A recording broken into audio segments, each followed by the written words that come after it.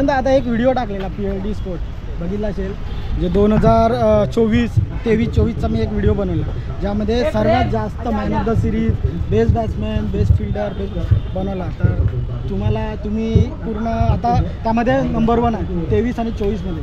तुम्ही बघितला असेल तो व्हिडिओ PLD स्पोर्टवर, बघितला की नाही?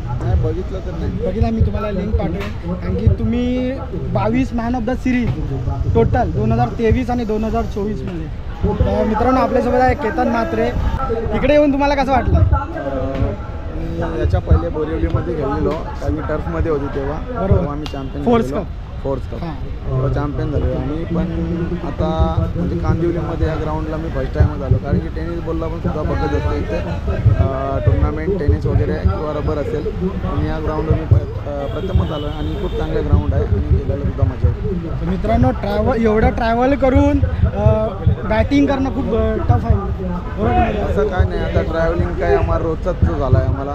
तर काय नाही रबर बॉलला, कारण की मुंबई टू आमचा मुंबईला बोला 2 तास लागतात. पण आम्ही याच्यात जास्त पण ट्रॅव्हल करत असतो कुठे ना कुठे, कारण की टेनिस बॉलला एक दिवस इथे तर एक दिवस तिथे असं असतं.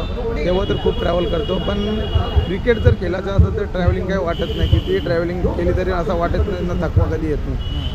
दादा, तुमचा आता खूप फॅन बेस खूप झालेला आहे. तर तुम्ही जे यंग प्लेअर आता तयार होतात त्यांना काय मेसेज देता? फॅन आहेत म्हणून मी आहे, कारण की ते सपोर्ट करत असतात मला आणि असाच सपोर्ट करत राहा, अजून मी पुढे जाणार. कारण की सपोर्टची गरज असते, कारण की सपोर्ट नसलं तर प्लेअर पुढे जाऊ शकत नाही. तर असा सपोर्ट करतात मला आणि करत राहावं असा. आणि यंग प्लेअरना बोलेन की प्रॅक्टिस पाहिजे, मेन क्रिकेटमध्ये प्रॅक्टिस पाहिजे.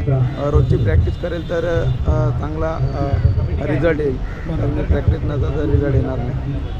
थँक्यू केतनदा, 2 शब्द बोलल्याबद्दल.